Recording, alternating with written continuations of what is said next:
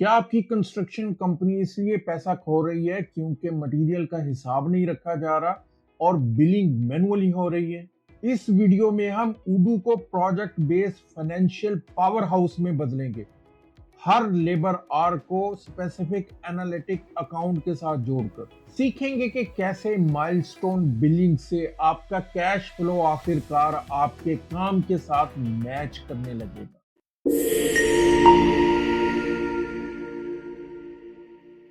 ज्यादातर construction companies complex financial accounting से परेशान होती हैं। माइलस्टोन बिलिंग और एनालिटिक अकाउंटिंग के साथ आप हर बिल्ड स्टेज की प्रॉफिटेबिलिटी देख सकेंगे। चैनल पर दोबारा वापस आने का शुक्रिया। अगर आप कंस्ट्रक्शन बिजनेस रन कर रहे हैं और अपनी प्रोजेक्ट बेस्ड कॉस्ट को स्प्रेडशीट में ट्रैक कर रहे हैं और मैनुअल बिलिंग कर रहे हैं, तो आज का वीडियो आपका काम करने का तरीका बदल देगा। आज मैं आपको उडू अकाउंटिंग के स्टेप बाय स्टेप वो सेटअप बताऊंगा जो खास तौर पर कंस्ट्रक्शन बिजनेस के लिए बने हैं। हम दो फीचर्स मिलाकर आज की डिमॉन्स्ट्रेशन को आगे बढ़ाएंगे, एक एनालिटिक अकाउंट्स और दूसरा माइलस्टोन बिलिंग। इस वीडियो के एंड तक आप ये सब कुछ कर सकेंगे। मटेरियल कॉस्ट और लेबर आवर्स को प्रोजेक्ट के साथ जोड़ना, प्रोजेक्ट स्टेज वेरीफाई होने पर ऑटोमेटिकली इनवॉइस ट्रिगर करना, बिल्ड के हर फेज की रियल टाइम प्रॉफिटेबिलिटी देखना। ये सेटअप उडू को रियल में एक प्रोजेक्ट बेस्ड फाइनेंशियल मशीन बनाता है। तो चलिए फिर शुरू करते हैं। कंस्ट्रक्शन प्रोजेक्ट्स फाइनेंशियली बहुत कॉम्प्लेक्स होते हैं। आप एक वक्त में multiple job sites, dozens of vendors, labour teams और लंबे टाइमलाइंस मैनेज कर रहे होते हैं। नतीजा, मटेरियल्स का कॉस्ट गलत प्रोजेक्ट्स में चला जाता है। इनवॉइसेस काम के हिसाब से नहीं, कैलेंडर के हिसाब से जाती हैं, और जब आपको पता चलता है कि प्रोजेक्ट लॉस में जा रहा है, तब तक बहुत देर हो चुकी होती है। उडू ये मसला दो टूल से सॉल्व करता है। एनालिटिक अकाउंट्स, आपके हर साइट का एक डिजिटल अकाउंट, हर vendor bill, purchase order, time sheet सीधा प्रोजेक्ट के साथ लिंक। दूसरा माइलस्टोन बिलिंग, सिर्फ तब इनवॉइस जाती है जब प्रोजेक्ट की स्टेज वेरीफाई हो जाती है। कैश फ्लो अब एक्चुअली ग्राउंड पर होने वाले काम से मैच करता है। तो डेटाबेस को सेटअप करने से पहले हम डाटा को रिव्यू कर लेते हैं। सबसे पहले मेरे पास ये एक शीट है कंपनी की। इसमें मेरे पास दो कंपनीज आ रही हैं, एक अलनूर कमर्शियल ग्रुप आ रहा है और दूसरी मेरे पास पाक बिल्ड प्राइवेट लिमिटेड है। अलनूर कमर्शियल ये डेवलपर है लाहौर, और ये डेटाबेस में हम इसको कंपनी ओपन करेंगे, जबकि पाक बिल्ड प्राइवेट लिमिटेड ये बिल्डर है और ये भी सिटी लाहौर है। ये बेसिकली कंपनी है। हम इस कंपनी के लिए डेटाबेस को कॉन्फ़िगर करेंगे पाक बिल्ड प्राइवेट लिमिटेड, क्योंकि कंस्ट्रक्शन के जो प्रोसेसेस है वो पाक बिल्ड प्राइवेट लिमिटेड उसको डील कर रही होगी और ये कस्टमर होगा जो कि पेमेंट्स करेगा पाक बिल्ड को। फिर दूसरी शीट में ये प्रोजेक्ट हमारे पास आ गया गुलबर्ग मॉल एंड ऑफिस, और इसका जो टोटल बजट है ये हमारे पास टोटल बजट आ गया 35 करोड़ का। माइलस्टोन, इसमें 6 माइलस्टोन रहेंगे। ये डिफरेंट माइलस्टोन है। फिर ये डिस्क्रिप्शन आ रही है और हर माइलस्टोन पर ये पेमेंट की परसेंटेज है, इतनी परसेंटेज रिलीज होगी, और ये इनवॉइस अमाउंट है। ये हम कह सकते हैं कि ये पेमेंट टर्म्स हैं। उसके बाद हर प्रोजेक्ट में हमारे पास कुछ टास्क रहेंगे। ये डिफरेंट टास्क हैं, टास्क की लिस्ट आ गई है, माइलस्टोन के अगेंस्ट ये टास्क हैं और एस्टिमेटेड आवर्स ये आ रहे हैं। इस हर टास्क को कंप्लीट करने के लिए एक अप्रोक्सीमेटली या फिर एस्टिमेटेड आवर्स होंगे। एक्चुअल की रिकॉर्डिंग भी हम करेंगे। फिर मेरे पास ये एक शीट है मटेरियल डाटा की। इसमें वो सारे मटेरियल्स मेंशन हैं जो कि कंस्ट्रक्शन के लिए हम यूज़ करेंगे। ये मटेरियल के नेम हैं जिसको हम उडू में प्रोडक्ट ओपन करेंगे, और ये हमारे पास वेंडर्स हैं जिन वेंडर से इन मटेरियल को हम परचेज करेंगे, और क्वांटिटी भी मेंटेन कर लिए हैं। ये मेरे पास क्वांटिटीज भी आ गई है और उसके बाद यूनिट प्राइसिंग भी हमारे पास ऑलरेडी प्री डिफाइंड डाटा में हमने एक यूनिट प्राइस भी सेट कर ली है। तो अब हम क्विकली सेटअप करते हैं डेटाबेस को और अपना प्रोजेक्ट क्रिएट करेंगे। ठीक है, उडू डेटाबेस को एक न्यू डेटाबेस है। अभी इसमें सिर्फ अकाउंटिंग एप्लीकेशन इंस्टॉल है, लेकिन हमें कुछ दूसरी एप्लीकेशंस भी चाहिए, तो सबसे पहले हम एप्लीकेशंस को इंस्टॉल कर लेते हैं। तो मैं ऐप्स को ओपन कर लेता हूँ और यहाँ पर मैं इसको लिस्ट व्यू कर लेता हूँ, क्योंकि मैं मल्टीपल एप्लीकेशंस को एक ही बार इंस्टॉल हम कर लेते हैं। तो यहाँ पर हमें चाहिए सेल्स एप्लीकेशन को चाहिए, तो यहाँ पर मैं सेल्स एप्लीकेशन को सिलेक्ट कर लेता हूँ। उसके बाद फिर हम इन्वेंटरी एप्लीकेशन को सिलेक्ट करेंगे, अकाउंटिंग ऑलरेडी इंस्टॉल्ड है। परचेज एप्लीकेशन को हम इंक्लूड करेंगे, और उसके बाद जो इम्पोर्टेंट एप्लीकेशन है सबसे ज़्यादा हमारे कंस्ट्रक्शन के केस में, वो हमारे पास रहेगी प्रोजेक्ट एप्लीकेशन को हम इंस्टॉल करेंगे। तो प्रोजेक्ट मेरे पास यहाँ पर प्रोजेक्ट एप्लीकेशन पेरोल को भी हम इंस्टॉल कर लेते हैं, और उसके बाद फिर ये प्रोजेक्ट चलें, पहले हम ये 4 एप्लीकेशन, ये मेरे पास प्रोजेक्ट एप्लीकेशन भी आ गया है। तो मैंने इसको भी सिलेक्ट कर लिया, और अब हम इसको एक्टिवेट कर देते हैं, ताकि सारी एप्लीकेशंस एक ही बार मेरे पास इंस्टॉल हो जाएं। तो अब ये एप्लीकेशंस मेरे पास इंस्टॉल हो गई हैं। जितनी हमें अपनी डेमोंस्ट्रेशन में कंस्ट्रक्शन बिजनेस के लिए मिनिमम एप्लीकेशन जो हमें रिक्वायर हैं, वो उनको मैंने इंस्टॉल कर लिया है डेटाबेस में। अब हम अपने डाटा को देखते हैं। सबसे पहले जिस तरह मैं कंपनी पर आ जाता हूँ, तो हमारी कंपनी का नेम है पाक बिल्ड प्राइवेट लिमिटेड, और ये पाकिस्तान बेस्ड कंपनी है। तो मैं डेटाबेस में आता हूँ, और सेटिंग्स में हम ये कंपनी का नेम चेंज कर लेते हैं। यहाँ पर मैं कंपनीज कर देता हूँ, और यहाँ पर कंपनी नेम इसको हम डिफरेंट कर देते हैं, पाक बिल्डर प्राइवेट लिमिटेड, पाकिस्तान ही कंट्री सिलेक्टेड है, और मैं यहाँ पर सिटी इसका लाहौर कर देता हूँ। ये मैंने यहाँ पर लाहौर कर दिए। ये हमारे पास सिटी को मैंने इंटर कर दिया, कंपनी हमारे पास सेटअप हो गई है। उसके बाद जो मेजर हमारे पास कस्टमर है, अलनूर कमर्शियल ग्रुप, तो मैं इसको कस्टमर ओपन कर लेता हूँ, तो सेल्स एप्लीकेशन में आ जाते हैं, और उसके बाद ऑर्डर्स में ये मेरे पास कस्टमर है। तो मैं यहाँ पर कस्टमर को ओपन कर लेता हूँ, कंपनी है बिल्कुल ठीक है, और टैग्स में हम यहाँ पर मेंशन कर देते हैं कि ये डेवलपर है। तो मैंने ये टैग लगा दिया, और उसके बाद सेव कर दिया। अब ये कंपनी भी हमारे पास अलनूर कमर्शियल ग्रुप के नाम से कंपनी ओपन हो चुकी है। यहाँ पर कुछ हमने सेटिंग्स करनी है। मैं यहाँ पर अकाउंटिंग एप्लीकेशन को ओपन करता हूँ। ये अकाउंटिंग एप्लीकेशन है, इसमें हम कॉन्फ़िगरेशंस के अंदर आ जाते हैं, सेटिंग्स। तो कंस्ट्रक्शन के लिए, क्योंकि हमने प्रॉफिटेबिलिटी को कैलकुलेट करना है, प्रोजेक्ट वाइज कैलकुलेट करना है, तो हमारे पास ये एनालिटिक अकाउंटिंग ये हमारे पास एक्टिव होनी चाहिए। तो मैंने एनालिटिक अकाउंटिंग को ओपन कर ये क्लिक कर दिया, और उसके बाद मैं इसको सेव कर देता हूँ। फिजिकल ईयर यहाँ पर दिसंबर 31 आ रहा है, तो हमें करेक्ट वन सेलेक्ट करना है। अब ये कॉन्फ़िगरेशंस में आ जाते हैं, और चार्ट ऑफ अकाउंट्स को रिव्यू कर लेते हैं। ये मेरे पास चार्ट ऑफ अकाउंट्स है, तो डिफ़ॉल्ट चार्ट ऑफ अकाउंट को ही हम फॉलो कर लेंगे। लेकिन यहाँ पर मैं सेटिंग्स के अंदर जो मोस्ट इम्पोर्टेंट है, यहाँ पर अगर आपके पास ये इनकरेक्ट आ रहा है फिजिकल ईयर, तो हम उसको फिजिकल ईयर को करेक्ट कर लेते हैं, क्योंकि पाकिस्तान में हमारे पास ये 30th जून तक रहता है, लास्ट डे हमारा यहाँ पर 30th जून रहता है, और 1 जुलाई से फाइनेंशियल ईयर स्टार्ट होता है। तो ये अकाउंटिंग की एक हमने कॉन्फ़िगरेशन यहाँ पर सेटअप कर लिया है। तो ये अब मिनिमम जो कॉन्फ़िगरेशंस के साथ हमारे पास डेटाबेस रेडी है। प्रोजेक्ट की सेटिंग्स को भी एक बार हम देख लेते हैं। यहाँ पर हम टाइम शीट को एक्टिवेट कर लेंगे। ये मैंने इसके बाद इसको सेव कर दिया है, तो टाइम शीट भी हमने एक्टिव कर लिया है, ताकि हम अपनी टाइम शीट को भी उडू में मेंटेन कर लें।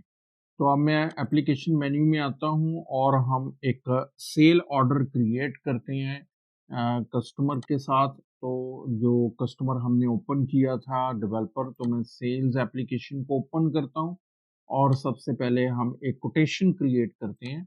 ये मैं कोटेशंस यहाँ पर क्रिएट करूँगा, न्यू पर क्लिक करते हैं और यहाँ पर मैं कस्टमर सेलेक्ट कर लेता हूँ। अलनूर कमर्शियल ग्रुप मैंने सेलेक्ट कर लिया है। लेकिन यहाँ पर कोटेशन क्रिएट करने से पहले हम एक प्रोडक्ट ओपन करते हैं। ये मेरे पास प्रोडक्ट और इस पर मैं क्लिक करता हूँ और न्यू प्रोडक्ट कर लेता हूँ। ये मैंने न्यू प्रोडक्ट कर लिया है और उसके बाद फिर हम यहाँ पर प्रोडक्ट का नेम दे देते हैं। ये प्रोडक्ट का मैंने यहाँ पर नेम दे दिया है कंस्ट्रक्शन सर्विसेज के नाम से एक प्रोडक्ट ओपन कर लिया। ये हमारी सर्विसेज प्रोडक्ट होगी और क्रिएट एन ऑर्डर पर नथिंग और यहाँ पर मैं सेलेक्ट करूँगा प्रोजेक्ट है। प्रोजेक्ट सेलेक्ट करने के बाद अगर कोई टेम्पलेट है प्रोजेक्ट तो हम रेफरेंस दे देंगे टेम्पलेट का।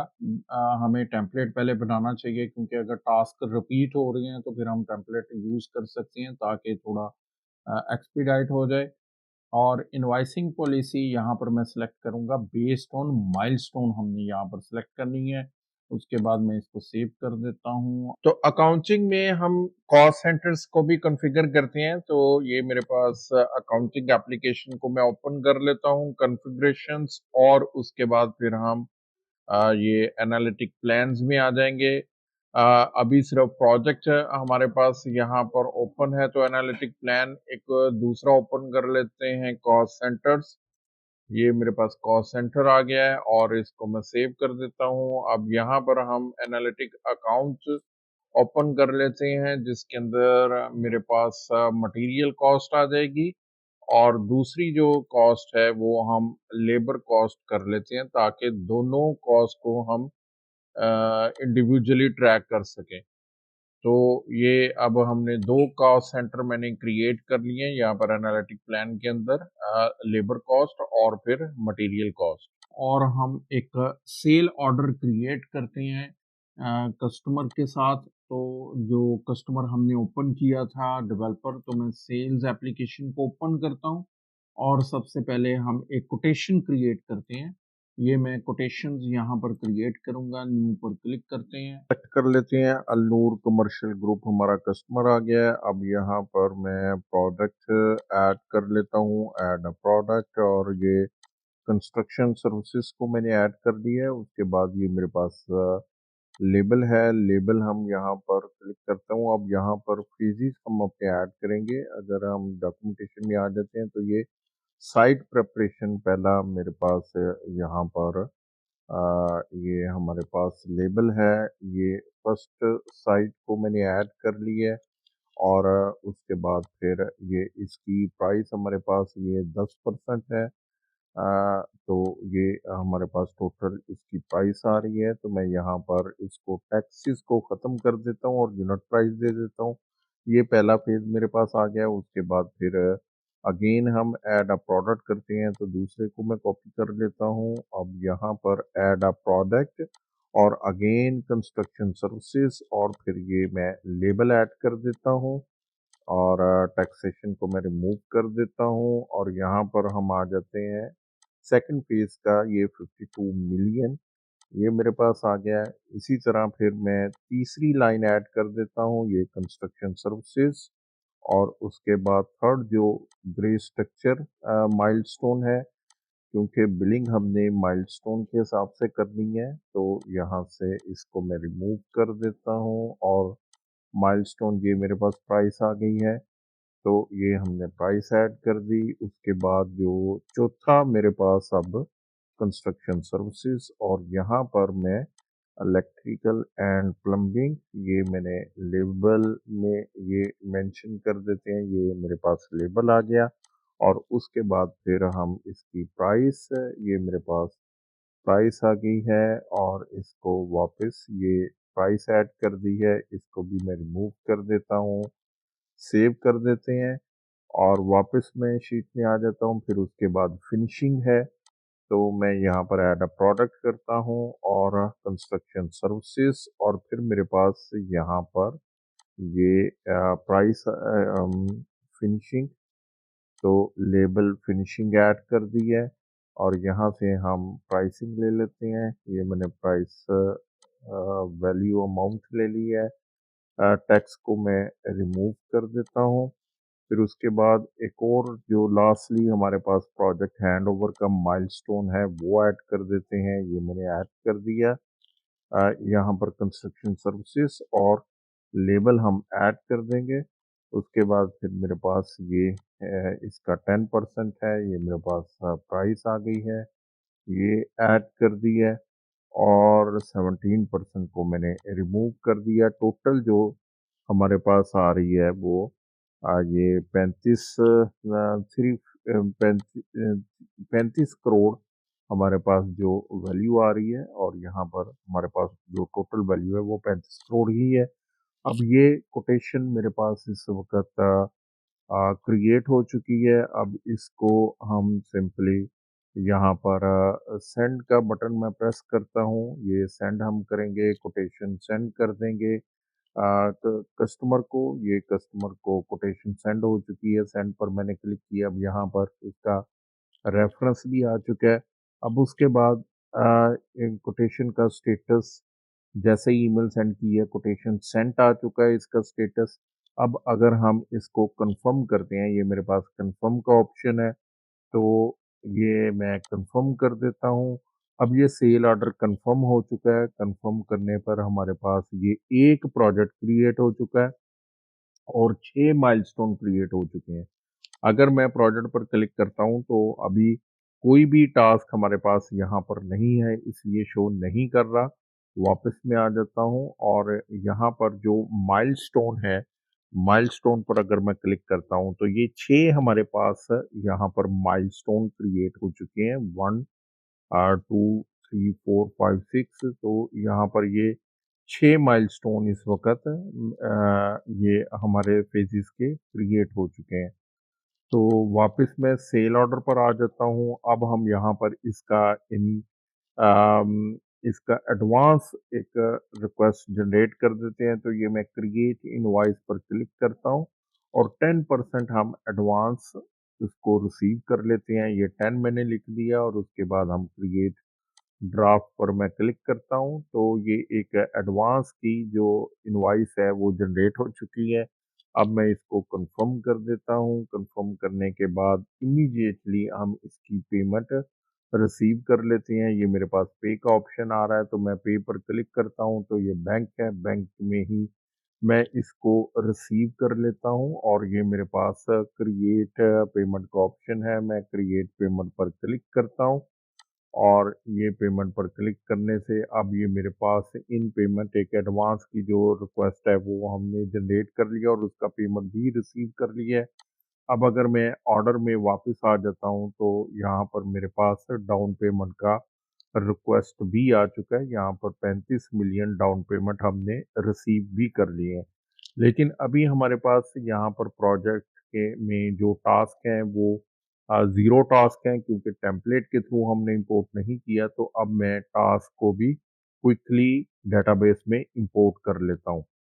तो टास्क का डाटा मैंने इंपोर्ट कर लिया है। सेल्स एप्लीकेशन को अगर मैं ओपन करता हूँ तो ये हमारा सेल ऑर्डर है। अब सेल ऑर्डर को मैंने ओपन किया है तो यहाँ पर टोटल एक प्रोजेक्ट है और 18 टास्क इंपोर्ट हो चुके हैं। 6 माइलस्टोन हैं, एक इनवॉइस ऑलरेडी क्रिएटेड है जो कि एडवांस की इनवॉइस है। तो मैं ये 18 टास्क को क्लिक करता हूँ तो अब ये मेरे पास ये 18 टास्क आ रहे हैं। इसका लिस्ट व्यू में करता हूँ, अभी कोई भी टास्क स्टार्ट नहीं हुआ। सारे ही अभी पेंडिंग ऑर्डर्स हैं। तो मैं माइलस्टोन कर लेता हूँ, तो हर माइलस्टोन में हमारे पास ये 3 टास्क से ये यहाँ पर मेरे पास टास्क आ चुके हैं। अब हम प्रोजेक्ट एप्लीकेशन में आ जाते हैं। ये मेरे पास प्रोजेक्ट एप्लीकेशन है और इसमें डिफरेंट टास्क हैं जो कि डिफरेंट लोगों को असाइन की 18 टास्क हैं। अगर मैं टास्क ओपन कर लेता हूँ तो ये मेरे पास वो सारे टास्क आ रहे हैं।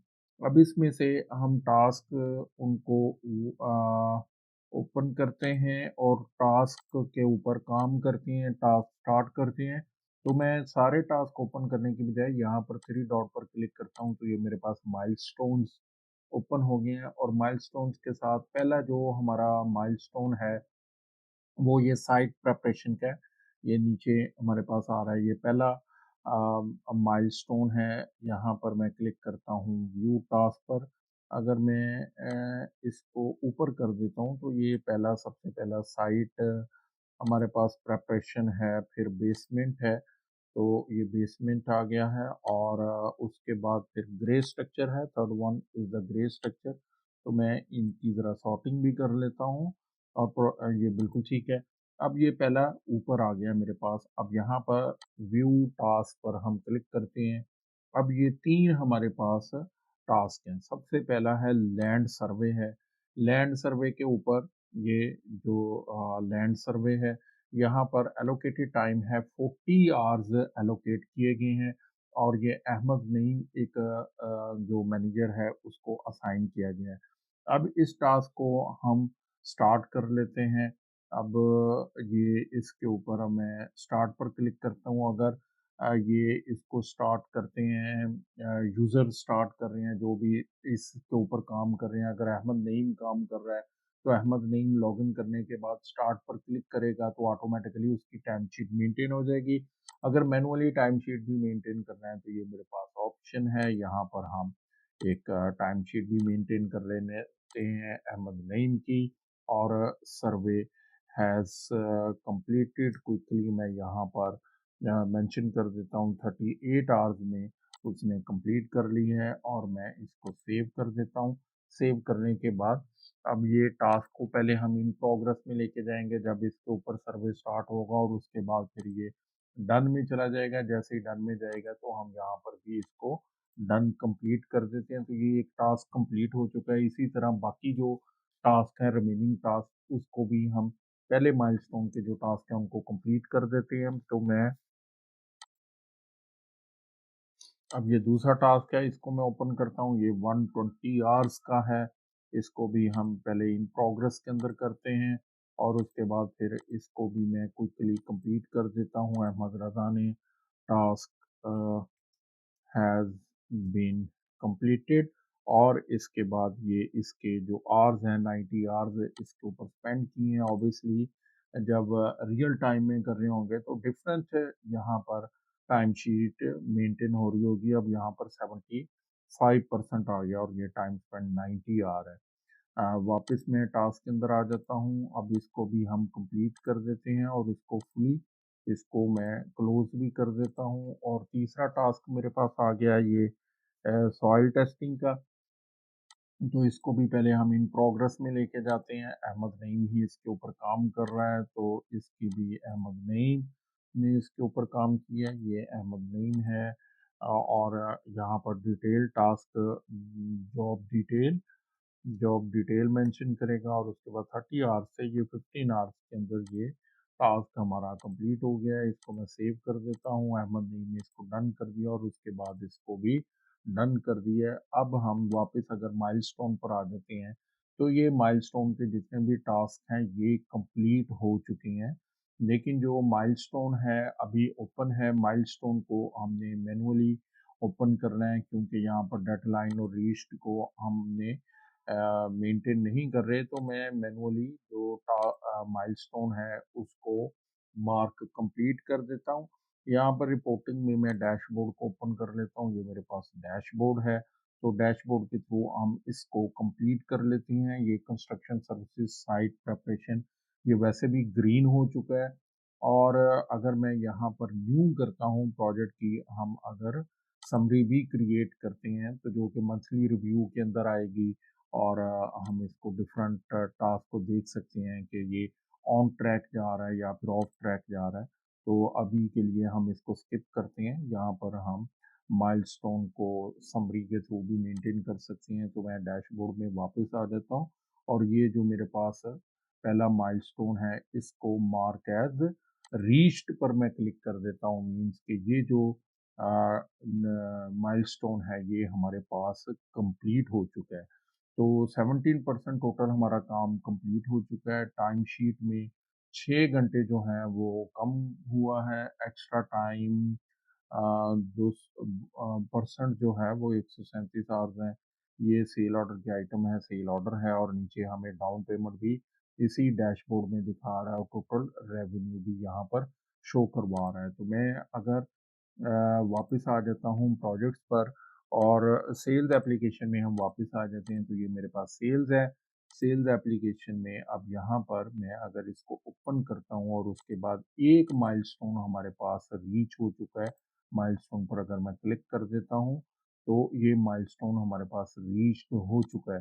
तो अब यहाँ पर अगर मैं क्रिएट इनवॉइस पर क्लिक करता हूँ तो अब ये देखें ये मेरे पास हाईलाइट हो चुका है और क्रिएट इनवॉइस, अब मैं इनवॉइस क्रिएट कर सकता हूँ। रेगुलर इनवॉइस पर मैं क्लिक करता हूँ और ये क्रिएट ड्राफ्ट पर मैंने क्लिक कर दिया है, ये क्रिएट ड्राफ्ट आ गया है।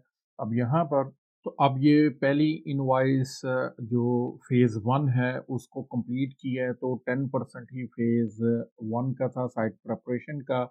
तो ये 35 मिलियन का इनवॉइस क्रिएट हुई है और साथ ही एडवांस भी एडजस्ट हो गया, इसलिए टोटल पेएबल जो अमाउंट है, ड्यू अमाउंट ज़ीरो है, क्योंकि हमने 10% एडवांस इसमें इंक्लूड कर लिया था। तो मैं इसको कंफर्म कर देता हूँ और उसके बाद ये मेरे पास पेड स्टेटस में जा चुकी है।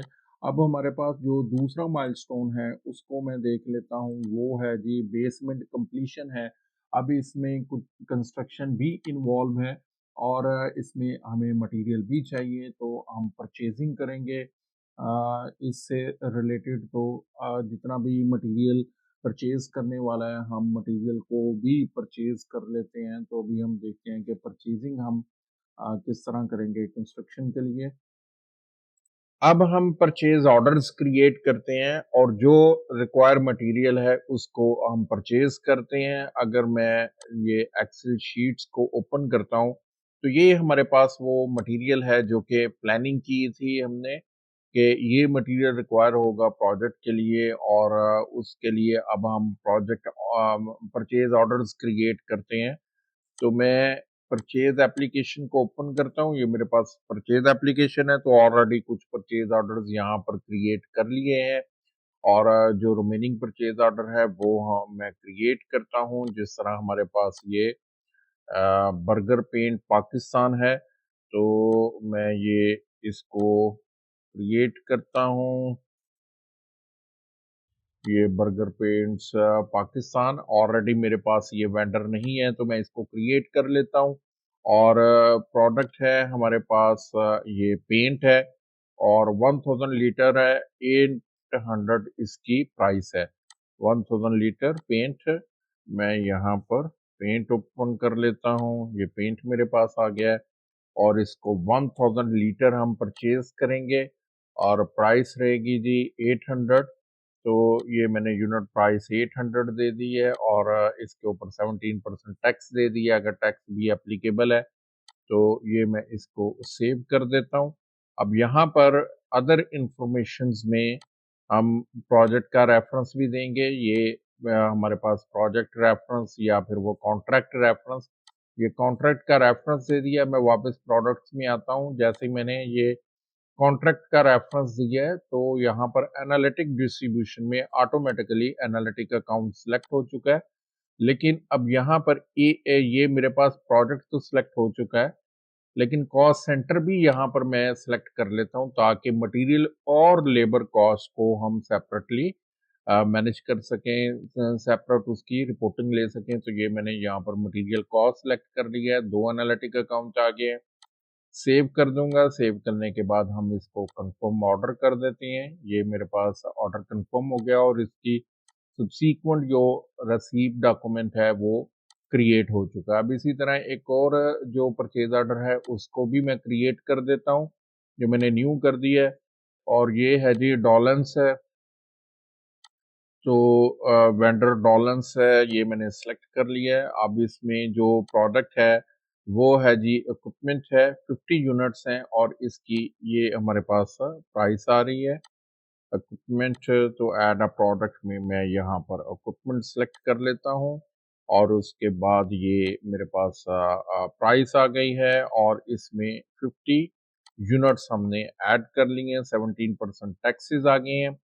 इसके साथ ही अदर इंफॉर्मेशन में अगेन मैं यहाँ पर ये कॉन्ट्रैक्ट सेलेक्ट कर लूँगा या फिर प्रोडक्ट सेलेक्ट कर लूँगा और एनालिटिक डिस्ट्रीब्यूशन में यहाँ पर हम कॉस्ट सेंटर भी सिलेक्ट कर लेंगे। अगेन ये मटेरियल कॉस्ट हमारा रहेगा।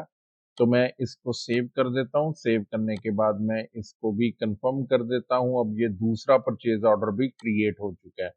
अब मैं अगर वापस आता हूँ तो ये 2 परचेज़ ऑर्डर तो कंफर्म कर दिए हैं, बाकी अभी कंफर्म नहीं हुए, तो मैं क्विकली उनको भी कंफर्म कर देता हूँ।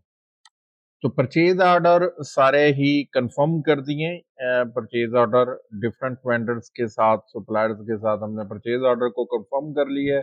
अब इन्वेंटरी में हमारे पास ये सारे पेंडिंग रिसीव्स होंगे, तो अगर हम मटेरियल को भी रिसीव कर लेते हैं, ये मेरे पास रिसीव है, ताकि हमारे पास मटेरियल भी अवेलेबल हो जाए, जो कि साइट के ऊपर हमने मटेरियल यूज़ करना है कंस्ट्रक्शन पर्पस के लिए। तो मैं यहाँ पर रिसीप्ट के अंदर यहाँ पर ओपन करता हूँ। अब यहाँ पर हम या तो अपना जो मटेरियल है वो डायरेक्टली मेन वेयर हाउस में रिसीव करेंगे और उसके बाद फिर हम इसको इशू कर लेंगे। तो मैं यहाँ पर डॉक्यूमेंट्स को ओपन करता हूँ और जितना मटेरियल हमारे पास आ रहा है सारे का सारा ही अभी हम रिसीव कर लेते हैं। तो ये मैं इसको वैलिडेट कर देता हूँ और इसी तरह बाकी मटेरियल भी मैं रिसीव कर लेता हूँ। जैसे जैसे मटेरियल रिसीव करते जा रहे हैं ये हमारे पास स्टॉक में अवेलेबल होता जाएगा। इसके बाद हम स्टॉक रिपोर्ट को भी देखते हैं। ये 100% मैंने मटेरियल को रिसीव कर लिया है, लेकिन अगर पार्शली रिसीव होता है तो हम पार्शली भी रिसीव कर सकते हैं, लेकिन अभी क्विकली मैंने सारा मटेरियल रिसीव कर लिया है। अब अगर हम रिपोर्टिंग के अंदर आ जाते हैं और यहाँ पर मैं स्टॉक रिपोर्ट को कॉल करता हूँ, तो ये मेरे पास स्टॉक रिपोर्ट है और ऑन हैंड क्वांटिटी, ये सारा मटेरियल हमारे पास यहाँ पर ऑन हैंड क्वांटिटी में आ चुका है। अब अगर परचेज एप्लीकेशन में मैं अगर वापस आ जाता हूँ तो यहाँ पर हम बिलिंग कर सकते हैं। ये लकी सीमेंट है। यहाँ पर मैं परचेज ऑर्डर्स में आ जाता हूँ। और ये लकी सीमेंट का पहला जो पी ये 00001 मेरे पास परचेज ऑर्डर है। इसको मैं ओपन करता हूँ और इसको ओपन नहीं करता मैं। अपलोड बिल का ऑप्शन है, तो मैं अभी अपलोड बिल के थ्रू नहीं जा रहा, तो मैं मैनुअली इसका बिल क्रिएट करता हूँ। ये क्रिएट बिल किया। अब यहाँ पर बिल डेट आ रही है, मैं आज का ही बिल डेट दे देता हूँ। और अगर यहाँ पर पेमेंट टर्म्स कोई एप्लीकेबल है, 15 डेज, 21 डेज मैंने कर दिए हैं और इसको मैं सेव कर देता हूँ।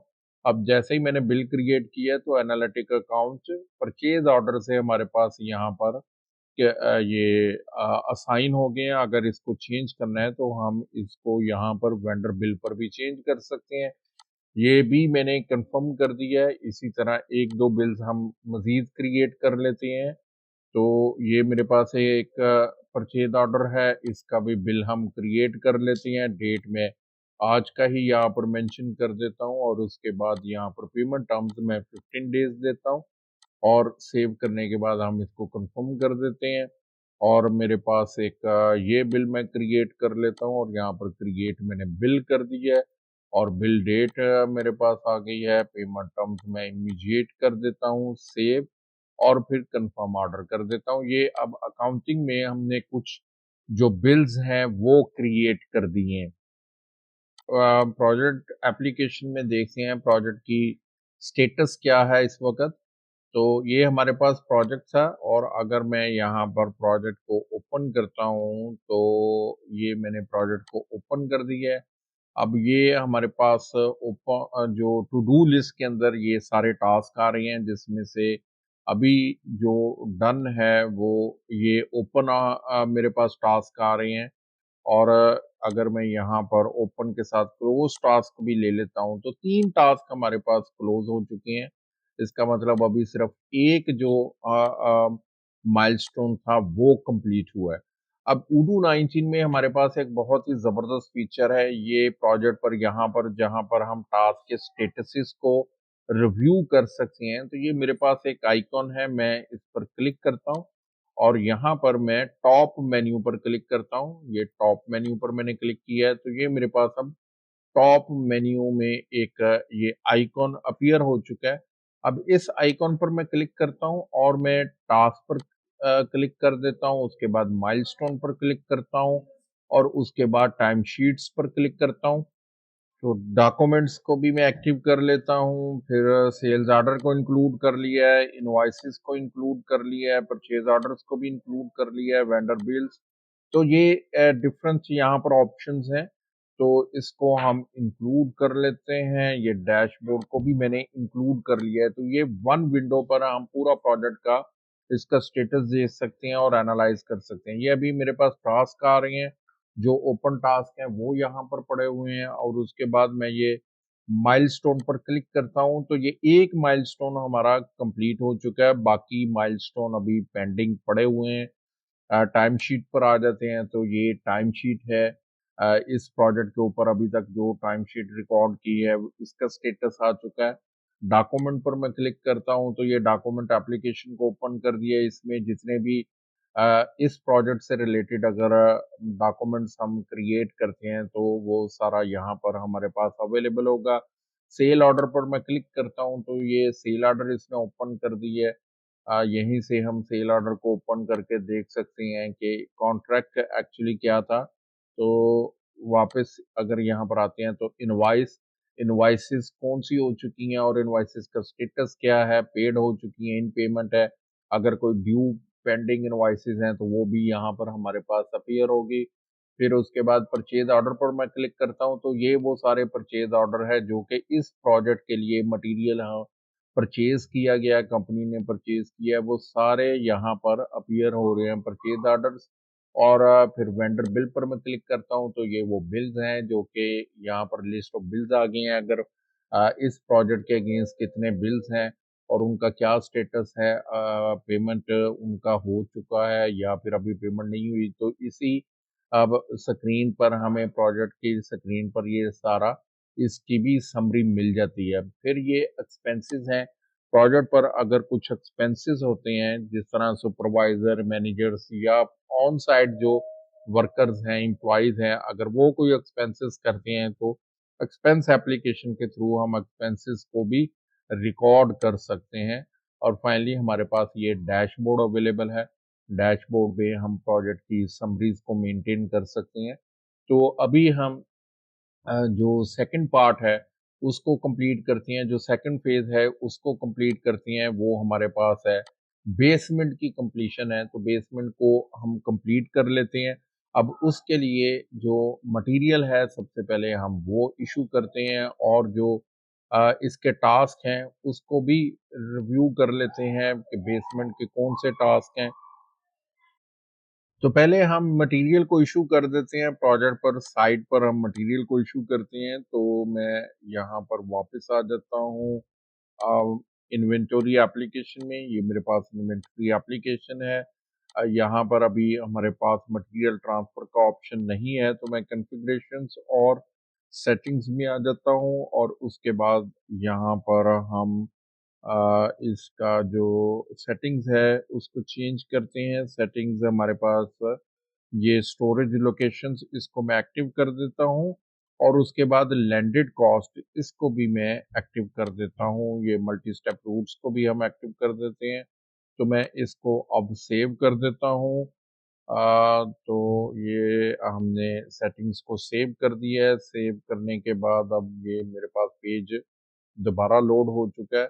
अब अगर मैं ओवरव्यू पर आ जाता हूँ तो यहाँ पर अब मेरे पास इंटरनल ट्रांसफर का भी ऑप्शन यहाँ पर अवेलेबल है। तो अब लेकिन हम मेन वेयर हाउस से जो मटेरियल है उसको इशू करेंगे या फिर कंज्यूम करेंगे, ऑन साइट प्रोजेक्ट पर हम उसको कंज्यूम करेंगे। तो मैं अगर इंटरनल ट्रांसफर को ओपन करता हूँ, ये मैंने इंटरनल ट्रांसफर को ओपन कर लिया और यहाँ पर न्यू कर देता हूँ। अब ये न्यू करने के बाद अब ये मेरे पास अभी सोर्स लोकेशन WH स्टॉक आ रहा है जहाँ पर हमारे पास स्टॉक पड़ा हुआ है, और डेस्टिनेशन लोकेशन भी WH स्टॉक आ रहा है। तो डेस्टिनेशन लोकेशन हम डिफरेंटली हम यूज करेंगे। तो मैं इन्वेंटरी एप्लीकेशन को ओपन करता हूँ, यहाँ पर कॉन्फ़िगरेशंस, और ये मेरे पास लोकेशंस आ रही हैं। अब लोकेशन में मेन वेयर हाउस जो हमारे पास WH और सिर्फ स्टॉक लोकेशन है, तो मैं यहाँ पर एक नया लोकेशन ओपन कर लेता हूँ, और उस लोकेशन को हम जो प्रोजेक्ट है हमारे पास जो प्रोजेक्ट है उसी प्रोजेक्ट के नेम से हम लोकेशन ओपन कर लेते हैं। तो प्रोजेक्ट को मैं एग्जैक्ट नेम इसका कॉपी कर लेता हूँ। कॉन्ट्रैक्ट का जो हमारे पास जो कॉन्ट्रैक्ट है वो हमारे पास ये सेल से भी हम कॉपी कर सकते हैं। तो मैं ये सेल्स ऑर्डर से यहाँ से ये कॉपी कर लेता हूँ। कंट्रोल सी मैंने कर लिया है। वापस आ जाता हूँ यहाँ पर इन्वेंटरी में, कॉन्फ़िगरेशंस और यहाँ पर लोकेशंस। अब मैं यहाँ पर ये लोकेशन नेम दे देता हूँ और WH यहाँ पर प्रीफिक्स दे देते हैं और इंटरनल लोकेशन ही रहेगी। मैं इसको सेव कर देता हूँ। अब वापस मैं आ जाता हूँ अपने ट्रांसपोर्ट डॉक्यूमेंट पर और ये सोर्स लोकेशन है। अब डेस्टिनेशन लोकेशन यहाँ पर मेरे पास अवेलेबल है। ये हमारे पास प्रोजेक्ट की लोकेशन आ गई है। इसके बाद ऐड अ प्रोडक्ट करता हूँ और यहाँ से हम प्रोडक्ट्स को ऐड कर लेंगे। मैं सर्च मोर करता हूँ और हम अभी ये सीमेंट को इशू कर देते हैं। ये मेरे पास सीमेंट है और सैंड इसको इशू कर देते हैं। ये सीमेंट कितने केजी हम इशू कर रहे हैं, यहाँ पर हम बैग्स भी इशू कर सकते हैं। लेट्स से हम 10 बैग्स इसके या फिर 100 बैग्स इसके इशू कर रहे हैं। टोटल हमारे पास जो परचेज हमने किया था 500,000 बैग से, तो मैं यहाँ पर 500 बैग इशू कर देता हूँ। ये 500 बैग हमने इशू कर दिए और उसके बाद यहाँ पर मैं सैंड को इशू कर देता हूँ। सैंड जो टोटल हमने परचेज किया था वो हमारे पास ये 2500 क्यूबिक फीट थी। मैं यहाँ पर 500 क्यूबिक फीट ये सैंड को भी इशू कर देता हूँ। ये मैंने सैंड इशू कर दी। इसका जो यूनिट ऑफ मेजरमेंट यूनिट आ रहा है जो कि इनकरेक्ट है। तो अब ये मेरे पास सैंड आ रहा है, इसका unit of measurement incorrect assign कर दिया है। तो मैं इसको सेव करता हूँ और उसके बाद मैं ये सैंड प्रोडक्ट और यहाँ पर ये सैंड प्रोडक्ट ओपन करता हूँ। अब इसका यूनिट ऑफ मेजरमेंट यूनिट्स आ रहा है जो कि इनकरेक्ट है। अब इस प्रोडक्ट को हमें आर्काइव करना होगा क्योंकि जब हमारे पास स्टॉक आ जाए तो फिर हम इसको चेंज नहीं कर सकते। तो मैं एक नया प्रोडक्ट ओपन कर लेता हूँ सैंड का और उसका हमारे पास जो क्यूबिक फीट रहेगा तो मैं यहाँ पर न्यू और यहाँ पर सैंड करता हूँ और ये क्यूबिक फीट मेरे पास है। इसका यूनिट ऑफ मेजरमेंट मेरे पास आ गया। मैं इसको सेव कर लेता हूँ और जो मेरे पास पहला था वो हमारे पास जो परचेजिंग की है वो ये टाइल्स मेरे पास आ गई है। मैं यहाँ पर प्रोडक्ट्स और सैंड को सिर्फ हम ओपन करते हैं। ये मेरे पास अब दो सैंड्स आ रही हैं। ये क्यूबिक फीट में है और ये यूनिट्स में आ रही है। परचेजिंग के अंदर आते हैं तो ये सप्लायर है। अब मैं इसको सप्लायर को यहाँ पर ये मेंशन कर देता हूँ सप्लायर और इसको सेव कर देता हूँ। अब जो दूसरा पहले वाला जो मेरे पास एक प्रोडक्ट है उस प्रोडक्ट को हमें यहाँ पर आर्काइव करना पड़ेगा। अब आर्काइव करके दूसरे जो मेरे पास प्रोडक्ट है दूसरा परचेज ऑर्डर मुझे दूसरी प्रोडक्ट के साथ दोबारा क्रिएट करना पड़ेगा। तो इसको मैं आर्काइव कर देता हूँ। तो दूसरा प्रोडक्ट सैंड का ओपन कर लिया तो यहाँ पर मैं ऐड अ प्रोडक्ट करता हूँ और यहाँ पर ये सैंड अब ये क्यूबिक फीट में आ रहा है। तो 500 क्यूबिक फीट है ये भी हम इशू कर देते हैं सैंड को और मैं ये सेव कर देता हूँ। सेव करने के बाद हम यहाँ पर मार्क एज टू डू कर देते हैं और उसके बाद ये दो जो प्रोडक्ट हैं हमने वहाँ पर इशू कर दिया और उसके बाद मैं इसको वैलिडेट कर देता हूँ। तो ये मटेरियल हमने इशू कर दिया है। अब अगर इन्वेंटरी में मैं यहाँ पर स्टॉक्स में आ जाता हूँ तो ये मेरे पास ये लोकेशन वाइज स्टॉक रिपोर्ट में आ जाता हूँ। ये लोकेशन वाइज में आ गया है और यहाँ पर मैं ग्रुप बाय लोकेशन कर लेता हूँ। तो अब ये मेरे पास ये मेन वेयर हाउस में ये स्टॉक पड़ा हुआ है। अगर इसको ओपन करते हैं तो ये आइटम्स का ये स्टॉक है हमारे पास। सैंड अब 2000 क्यूबिक फीट पड़ी हुई है, या ये क्रश है 3000 क्यूबिक फीट है। इसी तरह ये बाकी जो मटेरियल है वो हमारे पास मेन वेयर हाउस में पड़ा हुआ है। और ये हमारे जो हमने लोकेशन ओपन की थी प्रोजेक्ट के लिए, साइट के लिए, अगर मैं इसको ओपन करता हूँ तो यहाँ पर ये हमारे पास स्टॉक आ रहा है 20। तो ये हमारे पास 25,500 केजी में आ रहा है, क्योंकि बैग्स में हमने परचेजिंग की थी, लेकिन इन्वेंटोरी इसकी केजी में मेंटेन कर रहे हैं, और ये सैंड क्यूबिक फीट के अंदर ही इसको मेंटेन किया है। तो ये 500 क्यूबिक फीट सैंड हमारे पास ये इस साइड के ऊपर पड़ा हुआ है। तो अब हम अगर इसको कंज्यूम कर लेते हैं तो कंजम्पशन के लिए भी सिंपल, हम यहाँ पर ओवरव्यू में जाएंगे और इंटरनल ट्रांसफर लोकेशन के थ्रू ही हम इसकी एडजस्टमेंट डाल देंगे। तो ये मेरे पास यहाँ पर इंटरनल ट्रांसफर, और यहाँ पर अब हम सेलेक्ट कर लेंगे ये साइट है। साइट के बाद अब यहाँ पर हम इसको कंज्यूम कर लेंगे, कस्टमर पर कंज्यूम हो चुका है। और यहाँ पर ये मैं सीमेंट ले लेता हूँ, सीमेंट, और उसके बाद फिर सीमेंट के बाद ये सैंड भी हम कंज्यूम कर लेते हैं। लेट्स से जो बैग्स हैं 500 बैग्स हमने इशू किए थे, 400 हमारे पास यूज हो चुके हैं, और इसी तरह 400 क्यूबिक फीट जो सैंड है वो कंज्यूम हो गया। अब इसको मैं सेव कर देता हूँ, मार्क एज टू डू करने के बाद अब इसको हम वैलिडेट कर देते हैं। तो अगर हम वापस रिपोर्टिंग में लोकेशंस में आ जाते हैं, और यहाँ पर मैं लोकेशन यहाँ पर फिल्टर लगा लेता हूँ, तो ये हमारे पास साइट है। अब साइट के ऊपर जो बैलेंस है वो हमारे पास ये बैलेंस पड़ा हुआ है, ये केजी हमारे पास आ रहा है, और सैंड हमारे पास 100 क्यूबिक फीट पर यहाँ पर अभी भी पड़ा हुआ है साइट पर। अब हम प्रोजेक्ट के अंदर आ जाते हैं और प्रोजेक्ट को एक बार फिर डिटेल के साथ इसको रिव्यू करते हैं। ये मेरे पास प्रोजेक्ट है। अब प्रोजेक्ट में अगर मैं यहीं पर टास्क पर क्लिक करता हूं तो ये हमारे पास वो सारे ऊपर आइकॉन्स आ रहे हैं। अब यहाँ पर अगर मैं मज़ीद इसके आइकॉन्स ऐड कर लेता हूँ तो ये हमारे पास फ्रॉम वेयर हाउसेस और टू वेयर हाउसेस भी मेरे पास यहाँ पर जो भी इस प्रोजेक्ट के अगेंस्ट हमने इश्योंस की है वो भी हमारे पास यहाँ पर इश्योंस आ जाएंगी। ये जो कंजम्पशन यहाँ पर टू वेयर हाउस, ये जितनी भी हमारे पास रिसीविंग हुई है इस वेयर हाउस में, वो हमारे पास रिसीविंग आ रही है। तो प्रोजेक्ट को मैं ओपन करता हूँ और यहाँ पर हम टास्क में आ जाते हैं। टास्क में हमारे पास मैं अगर इसको लिस्ट व्यू कर लेता हूँ या फिर मैं माइलस्टोन पर क्लिक करता हूँ, तो ये सेकंड हमारे पास माइलस्टोन है, हम इसको भी कंप्लीट कर देते हैं। ये जितने भी टास्क हैं, मटेरियल हमने इशू कर दिया था, लेट्स से हम ये जो माइलस्टोन है इसको कंप्लीट करते हैं। पहले इन प्रोग्रेस के अंदर जाएगा, ये वाटर प्रूफिंग भी इन प्रोग्रेस में है।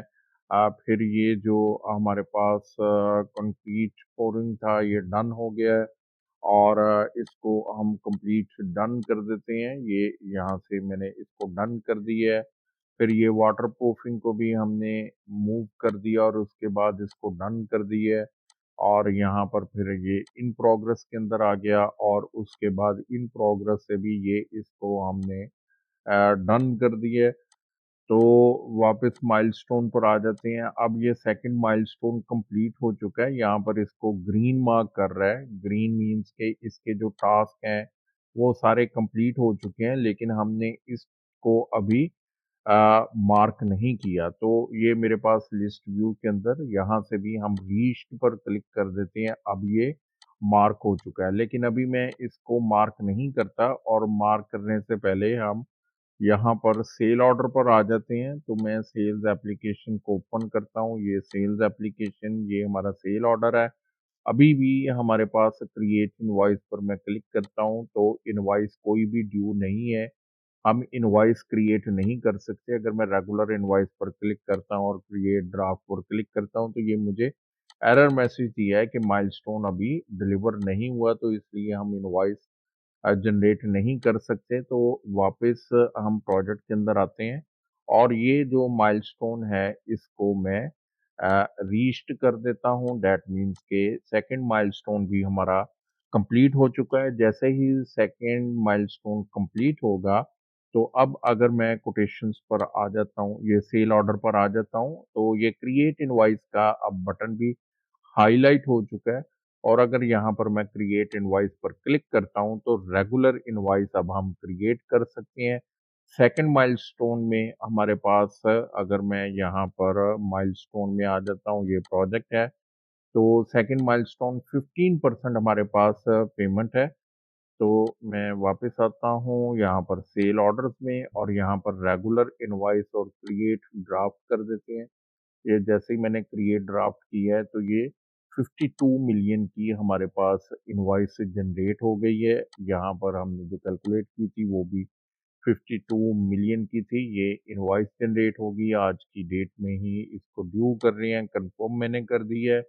अब अगर मैं वापस प्रोजेक्ट ओवरव्यू में आ जाता हूँ, तो यहाँ पर ये हमारे पास सेल ऑर्डर तो एक ही है, लेकिन उसके अगेंस्ट ये इनवॉइसेस अब यहाँ पर ही मेरे पास एक और इनवॉइस आ चुकी है, जो कि जिसका स्टेटस पोस्टेड है और अभी तक इसका पेमेंट रिसीव नहीं हुआ।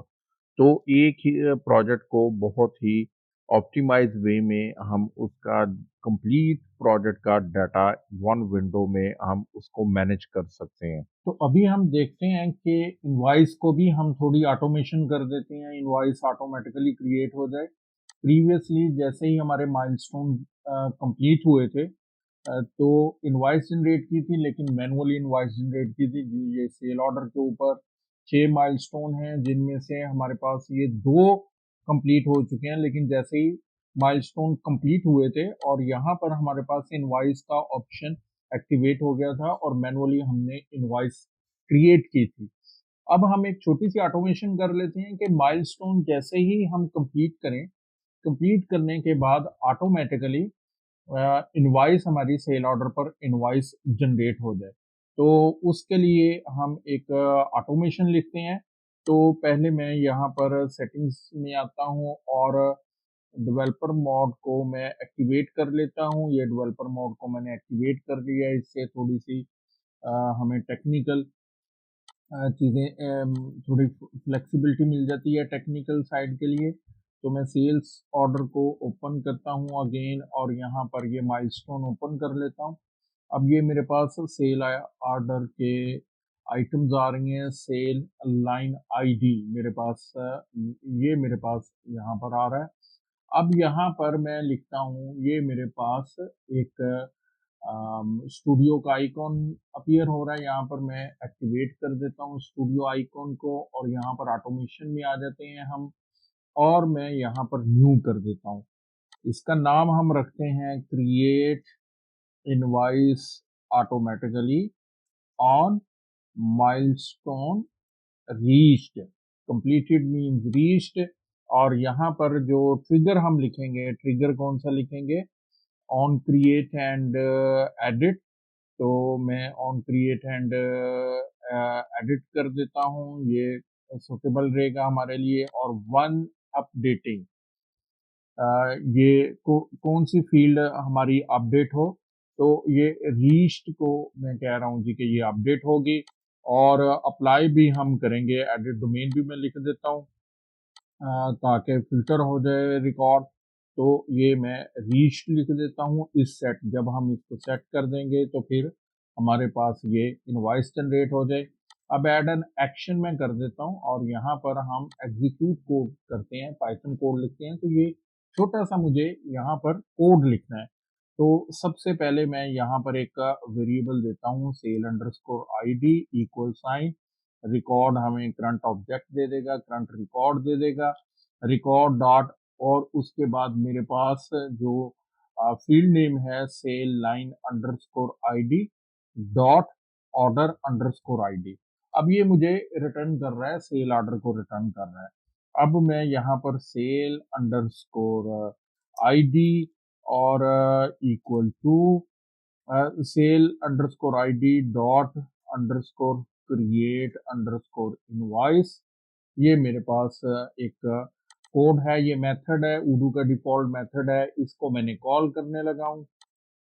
तो ये इनवॉइसेस हैं मेरे पास, इनवॉइस नहीं स्पेलिंग, इनवॉइसेस हम कर देते हैं, सेव एंड क्लोज कर देते हैं। उसके बाद मैं ये ऑटोमेटेड एक्शन जो लिखा है इसको भी मैं सेव कर देता हूँ और इसको हम क्लोज कर देते हैं। क्लोज करने के बाद अब मैं यहाँ पर जो हमारे पास ये माइलस्टोन आ रहा है, हम इस माइलस्टोन को कंप्लीट कर देते हैं। ये मेरे पास थर्ड माइलस्टोन है ग्रे स्ट्रक्चर का। तो मैं यहाँ पर व्यू टास्क में आ जाता हूँ और हम इसके टास्क को कंप्लीट करते हैं। यहाँ पर हम कहते हैं जी कि ब्रिक मिशनरी जो इन प्रोग्रेस है और कॉलम कंस्ट्रक्शन भी इन प्रोग्रेस है, स्लैब कॉस्टिंग को भी इन प्रोग्रेस में कर दिया है। फिर ये हमारे पास डन हो चुका है। डन होने के बाद मैं इसको डन भी कर देता हूँ। फिर ये स्लैब कास्टिंग को भी हम डन कर देते हैं। जैसे कि हमारे ये जो टास्क हैं ये डिपेंडेंट नहीं है एक दूसरे पर, तो हम इसकी डिपेंडेंसी लगा सकते हैं। और इसको भी मैंने मूव कर दिया है क्विकली, तो मैं इसको डन कर देता हूँ। लेकिन ये सिर्फ डिमॉन्स्ट्रेशन पर्पज के लिए मैं इसको डन कर रहा हूँ, अदरवाइज आप यहाँ पर इसकी टाइम शीट भी मेंटेन करेंगे और इन्वेंटोरी जो रिक्वायर इन्वेंटोरी है उसको भी मूव करेंगे, साइड पर मूव करेंगे और फिर उसके बाद कंज्यूम भी करेंगे, जैसा कि हमने प्रीवियसली देखा। तो मैं माइलस्टोन में आ जाता हूँ। अब ये ग्रीन हो चुका है। ग्रीन का मतलब ये है कि इसके जितने भी टास्क हैं ये सारे कंप्लीट हो चुके हैं। अब मैं यहाँ पर इस माइलस्टोन को हम इसको रीच करते हैं और देखते हैं इनवॉइस क्रिएट होती है। अभी करंटली हमारे पास जो इनवॉइसेस हैं वो 3 इनवॉइसेस हैं, एक एडवांस की है और 2 माइलस्टोन कंप्लीट होने पर हमने इनवॉइस क्रिएट की थी। तो मैं रीच्ड पर क्लिक करता हूँ। ये मैंने रीच्ड पर क्लिक किया है और उसके बाद मैंने इसको सेव कर दिया है। वापस मैं आ जाता हूँ सेल ऑर्डर पर। तो सेल ऑर्डर पर मैं वापस आया हूँ। तो यहाँ पर देखें अब इनवॉइसेस हमारे पास 4 इनवॉइसेस हो चुकी हैं। तो मैं अगर इनवॉइस को ओपन करता हूँ तो ये ड्राफ्ट मैंने करवाई थी, इनवॉइस को पोस्ट नहीं करवाया। यहाँ पर ये 105 मिलियन हमारे पास यहाँ पर इसकी इनवॉइस जनरेट हो चुकी है। तीसरा जो ग्रे स्ट्रक्चर का हमारे पास जो यहाँ पर ग्रे स्ट्रक्चर का जो फेज था वो कंप्लीट होने के बाद इनवॉइस ऑटोमेटिकली जनरेट हो चुकी है। तो ये एक छोटी सी हमने ऑटोमेशन लगाई है, उस ऑटोमेशन से इनवॉइस भी अब मैनुअली क्रिएट नहीं करनी पड़ी। जैसे ही रीच हुआ है तो ये इनवॉइस जनरेट हो गई है। देखते हैं ये जो प्रोजेक्ट हमारे पास चल रहा है, कॉन्ट्रैक्ट चल रहा है जो S0002 हमारे पास जो कॉन्ट्रैक्ट है इसकी अकाउंटिंग में प्रॉफिटेबिलिटी देखते हैं। तो अकाउंटिंग एप्लीकेशन को ओपन करते हैं। ये अकाउंटिंग एप्लीकेशन को मैंने ओपन कर लिया और उसके बाद यहाँ पर रिपोर्टिंग्स में और हम यहाँ पर रिपोर्टिंग के अंदर P&L profit and loss statement को हम कॉल करते हैं। ये प्रॉफिट एंड लॉस स्टेटमेंट को मैंने कॉल किया है और यहाँ पर मैं ईयर 2025 दे देता हूँ। ये अब हमारे पास कंपनी की इस वक्त profitability profit and loss statement आ रहा है। ये कंपनी का आ रहा है करंट रियल टाइम में हमारे पास ये प्रॉफिटेबिलिटी आ रही है, जिसमें रेवेन्यू आ रहा है 87 मिलियन का, कॉस्ट ऑफ सेल्स हमारे पास 56 मिलियन की आ चुकी है। तो ये 30 मिलियन का अभी करंट डेट के ऊपर जो भी हमने ट्रांजेक्शन्स की हैं उसका ये प्रॉफिट आ रहा है। अब ये कंपनी की प्रॉफिटेबिलिटी है। अब इसमें बहुत सारी यहाँ पर चूंकि इस डेटाबेस में हमने सिर्फ एक ही प्रोजेक्ट क्रिएट किया है तो उसी प्रोजेक्ट की ट्रांजेक्शन्स है। तो सिर्फ हम यहाँ पर इसको कंप्लीट करने के लिए मैं यहाँ पर एक मैनुअल इनवॉइस जनरेट करता हूँ ताकि हम अपने डाटा को फिल्टर कर सकें। तो मैं न्यू करता हूँ और ये मैनुअल इनवॉइस क्रिएट कर रहा हूँ सिर्फ प्रॉफिट एंड लॉस स्टेटमेंट को फिल्टर करने के लिए। तो यहाँ पर मैं एक डमी कस्टमर ये क्रिएट कर देता हूँ। क्रिएट एंड एडिट कस्टमर 02 के नाम से ये मैंने इसको सेव कर दिया है, और यहाँ पर हम कंस्ट्रक्शन सर्विसेज ही ऐड कर देते हैं, और इसमें जो प्राइस है वो यहाँ पर मैं ये मैंने इसकी प्राइस दे दी है, और इसको हम सेव कर देते हैं। और उसके बाद मैं इसमें एनालिटिक अकाउंट्स यहाँ पर हम प्रोजेक्ट मेंशन नहीं कर रहे, यहाँ पर प्रोजेक्ट मेंशन नहीं कर रहे, तो मैं इसको सेव कर देता हूँ। सेव करने के बाद हम इसको कंफर्म कर देते हैं। कंफर्म करने के बाद मैं रिपोर्टिंग में वापस आ जाता हूँ, और यहाँ पर मैं प्रॉफिट एंड लॉस को अगेन कॉल करता हूँ। तो अब जो रेवेन्यू है वो हमारा बढ़ चुका है।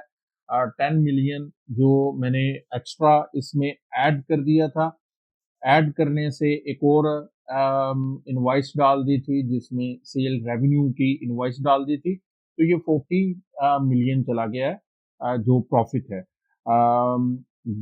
बिफोर इनकम टैक्स है, लेकिन प्रॉफिट हमारा 40 मिलियन तक चला गया। अब यहाँ पर हम प्रोजेक्ट की प्रॉफिटेबिलिटी कैलकुलेट करते हैं, तो ये मेरे पास एनालिटिक है। तो अब ये एनालिटिक हमारे पास यहाँ पर ऑप्शन आ रहा है, मैं एनालिटिक पर क्लिक करता हूँ। ये हमारे पास अकाउंट्स है, एनालिटिक अकाउंट्स, इस पर मैं क्लिक करता हूँ। अब ये अलनूर ग्रुप, ये हमारे पास कॉन्ट्रैक्ट है अलनूर कमर्शियल ग्रुप का, तो मैं इसको सिलेक्ट कर लेता हूँ। अब जैसे ही मैंने इसको सिलेक्ट किया है, तो ये अब ऊपर जो कॉन्ट्रैक्ट है, जो हमारा प्रोजेक्ट है, उसका नंबर भी आ चुका है, और साथ ही इसका प्रोजेक्ट वाइज ये हमारे पास इसका रेवेन्यू यहाँ पर कैलकुलेट कर दिया है। ये हमने पूरी कंपनी का प्रॉफिट यहाँ पर जीपी जो कैलकुलेट करके दे रहा है वो 40 मिलियन दे रहा है, जबकि इस प्रोजेक्ट की जो प्रॉफिटेबिलिटी है वो 13 मिलियन यहाँ पर हमें शो करवा रहा है। तो इस तरह हम अपने हर प्रोजेक्ट की इंडिविजुअल प्रॉफिटेबिलिटी को कैलकुलेट कर सकते हैं, पी एंड एल को कन्वर्ट कर सकते हैं project based P and L में। और रिपोर्टिंग में अब मैं ट्रायल बैलेंस को अगर देखता हूं, तो ये मेरे पास ट्रायल बैलेंस है। अब ट्रायल बैलेंस में भी अगर डिफरेंट हम कॉस्टिंग देखना चाह रहे हैं, तो उसके लिए भी हमारे पास ये एनालिटिक्स पर मैं क्लिक करूंगा, और यहाँ पर एनालिटिक अकाउंट्स में अब सबसे पहले एनालिटिक अकाउंट्स में आ जाऊंगा, और मैं फिल्टर लगा दूंगा। ये हमने यहाँ पर फिल्टर लगा दिया, फिल्टर ऐड कर दिया है। तो अब हमारे पास जो ट्रांजैक्शंस आ रही हैं वो सिर्फ जो इस कॉन्ट्रैक्ट के अगेंस्ट आ रही है। अब इसमें सिर्फ हम मटेरियल कॉस्ट को देखना चाह रहे हैं कि इस कॉन्ट्रैक्ट पर मटेरियल कॉस्ट कितना रहा है। तो मैं मटेरियल कॉस्ट पर अगर क्लिक कर देता हूं, और अब हम देखते हैं मटेरियल कॉस्ट हमारे पास कितनी आ रही है।